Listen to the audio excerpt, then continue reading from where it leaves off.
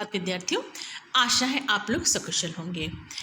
विद्यार्थियों, आज हम लोग अपने पाठ्यक्रम के अगले बिंदु के विषय में अध्ययन करेंगे, जो कि है निबंध।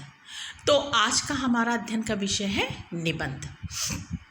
तो विद्यार्थियों, जैसा कि हम लोग अच्छी तरह से जानते हैं और हम लोगों ने क्लास में भली भांति अध्ययन भी कर रखा है कि निबंध जो है वो गद्य साहित्य की एक अत्यधिक महत्वपूर्ण विधा है। निबंध सदैव गद्य में लिखे जाते हैं, तो ये गद्य की एक अत्यधिक विशिष्ट विधा के रूप में स्वीकार की गई है। निबंध एक किसी विषय को लेकर के उस पर अपने विचारों की अभिव्यक्ति को माना जाता है।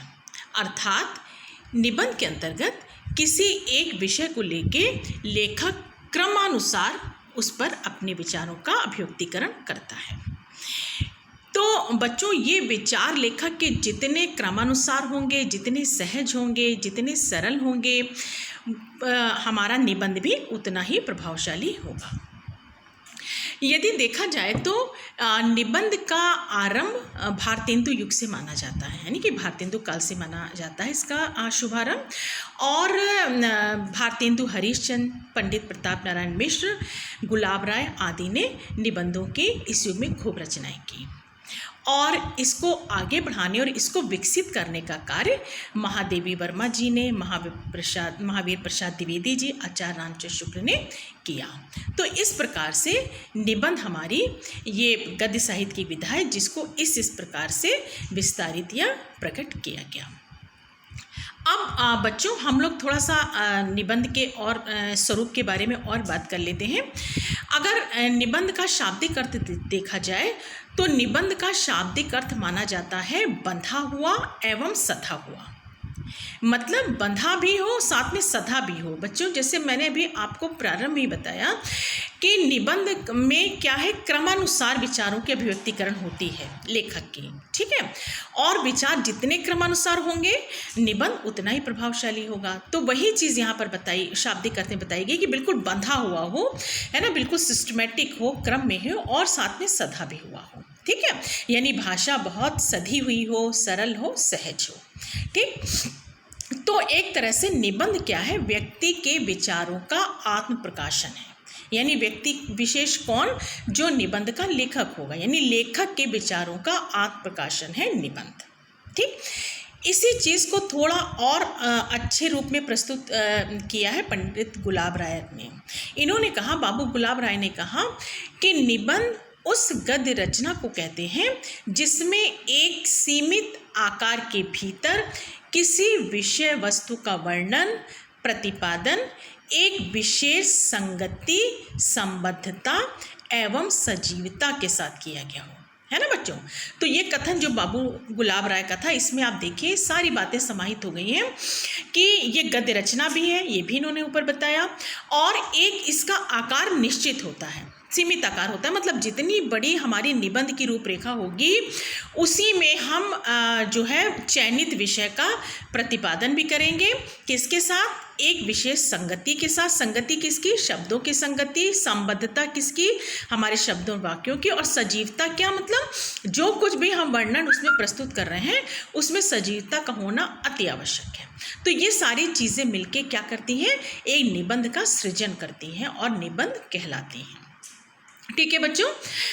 अब हम थोड़ा सा इसके कंसेप्ट को समझने के बाद हम थोड़ा सा निबंध के उद्देश्यों पर भी दृष्टिपात कर लेते हैं। देखिए हम लोग बच्चों, आप अपनी स्क्रीन पे देखिए, हम लोग पुनः निबंध के उद्देश्यों को देख लेते हैं। इसमें जो सबसे पहला पॉइंट मैंने लिया है, आपको क्लास में भी बताया था सिस्टमेटिक वे में, वो ये है कि छात्रों को लेखन कौशल में निपुण बनाना। मतलब जो हमारा निबंध का उद्देश्य है वो क्या है कि विद्यार्थियों को हम लेखन कौशल में निपुण बना दें, क्योंकि ये एक क्रमानुसार विचारों की अभिव्यक्ति है। तो जब अपने विचारों को बालक या छात्र व्यक्त करेगा तो लेखन में उसकी निपुणता स्वाभाविक रूप से आएगी, ठीक है। नेक्स्ट है बच्चों, छात्रों की कल्पना शक्ति एवं तर्क शक्ति में वृद्धि करना। छात्रों की कल्पना शक्ति मतलब जब निबंध हम लिखते हैं उसमें जो हम विषय का चुनाव करते हैं उसके हिसाब से हमारी कल्पना शक्ति अपने आप मतलब स्वतः विकसित होती जाती है ना। हम ऐसी कल्पना कर लेते हैं कि इस तरह के कार्य, इस तरह की भूमिका हमें इन पात्रों से करानी है, और फिर साथ ही साथ हम तर्क की कसौटी पे भी इसे खरा उतरते हैं कि ये पात्र है, ये इसका संवाद है, तो ये इस पर खरा तर्क की शक्ति पर भी उसे खरा उतर के ही हम फिर उसको निबंध को प्रस्तुत करते हैं। ठीक है बच्चों। नेक्स्ट है छात्रों की चिंतन शक्ति को विकसित करना।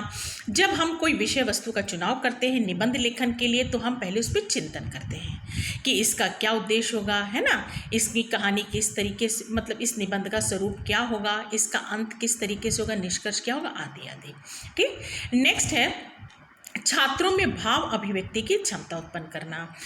क्योंकि निबंध में जब हम विषय वस्तु लेते हैं बच्चों, जैसे आपने भी अपने है ना स्टूडेंट लाइफ में खूब निबंध लिखे होंगे ना। आप भारत देश पे निबंध लिखते हैं, हमारा देश है ना। आप हमारा महाविद्यालय, विद्यालय, इस पे आपने निबंध लिखा होगा। तो होता क्या है कि आपके उस विषय के प्रति जो भाव होते हैं वो आप बिल्कुल स्वाभाविक रूप में व्यक्त करते हैं, है ना। जैसे निबंध में ले लिया मेरे माता पिता या हमारे अभिभावक, तो आप अपने पेरेंट्स के प्रति जो आपके बिल्कुल वास्तविक ओरिजिनल जो आपके वो हैं भाव हैं उन्हें आप अभिव्यक्त करते हैं, तो इससे भाव अभिव्यक्ति की क्षमता भी विकसित होती है।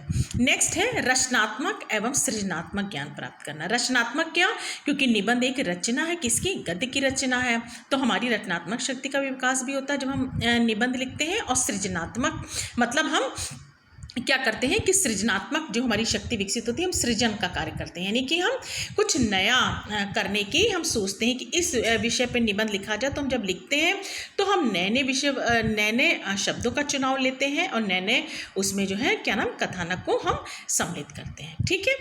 नेक्स्ट है शब्द भंडार में वृद्धि करना, यानी कि विद्यार्थियों के शब्द भंडार में हम वृद्धि निबंध के माध्यम से करते हैं। ये निबंध का उद्देश्य होता है। कैसे कि निबंध को हम जब लिखते हैं तो हमें तरह तरह के शब्दों का हमें चयन करना पड़ता है।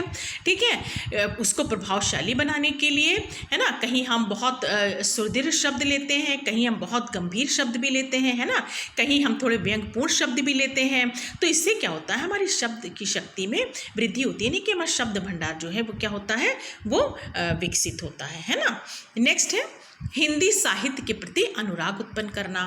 तो क्योंकि ये हिंदी साहित्य हिंदी साहित्य के अंतर्गत एक गद्य साहित्य की एक विधा है, तो जब हम निबंध लिखते हैं या विद्यार्थियों को लिखवाते हैं, निबंध के बारे में बताते हैं, तो धीरे धीरे उनकी अपनी हिंदी साहित्य के प्रति उनका जो है अनुराग यानी कि प्रेम विकसित होने लगता है, उत्पन्न होने लगता है। ठीक है। नेक्स्ट भाषा शैली को उन्नतशील बनाना।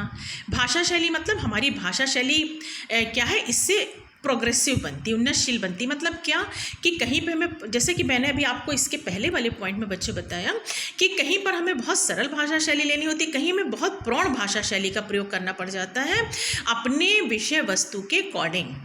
तो होता क्या है कि हमारी भाषा शैली भी क्या होती है, उन्नतशील बनती जाती है।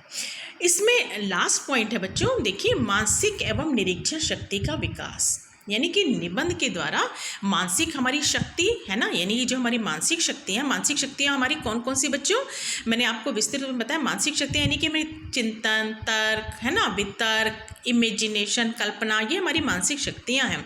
तो इनका विकास जैसे कि ऊपर के हमने पॉइंट्स में डिस्कस किया है जो है वो स्वाभाविक रूप से हो जाता है। और निरीक्षण शक्ति क्या होती है हमारी, क्योंकि हम किसी विषय का जब भी चयन करते हैं निबंध को लेकर के, तो हम उसके विषय वस्तु का निरीक्षण करते हैं, है ना, कि ये विषय वस्तु निबंध के लिए सटीक है कि नहीं है ना। इस अगर हम विषय वस्तु को लेते हैं तो हमारा निबंध कितना विस्तृत होगा, है ना, ये लघु तो नहीं रह जाएगा। इस तरह की तमाम बातों का हम निरीक्षण भी करते हैं। हमारी मानसिक शक्तियाँ तो सक्रिय रहती हैं, साथ में हमारी निरीक्षण शक्ति भी हमारी सक्रिय होती है। कब, निबंध लेखन के समय।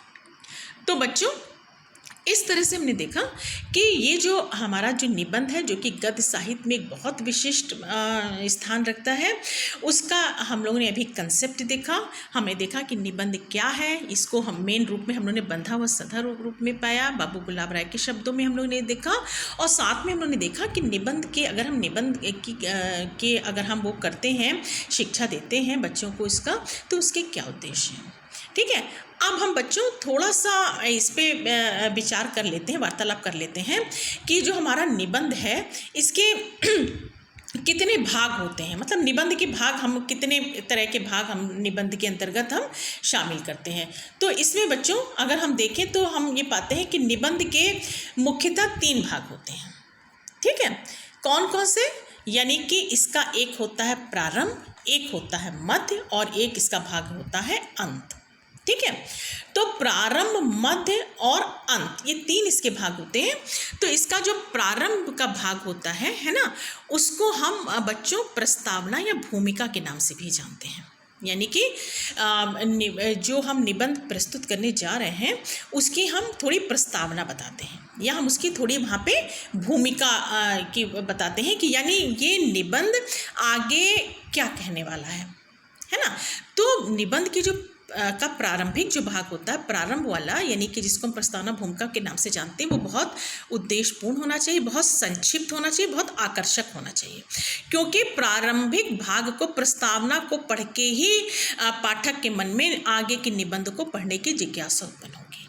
ठीक है बच्चों, इसका जो नेक्स्ट भाग है वो है मध्य भाग। मध्य भाग ये कहता है कि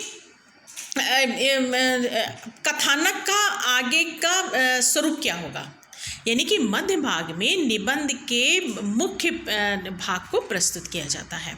यानी निबंध का जो हमारा जीस्ट है वो मध्य भाग में प्रस्तुत किया जाता है। यानी कि निबंध के आगे आप देखिए क्या उद्देश्य है, निबंध का वर्णन है ना, तरह तरह से हम लोग हेडिंग्स जो लेते हैं उस निबंध को पूर्ण करने के लिए वो भाग प्रस्तुत किया जाता है। तो ये भाग बहुत ही सटीक और वास्तविक होता है ना।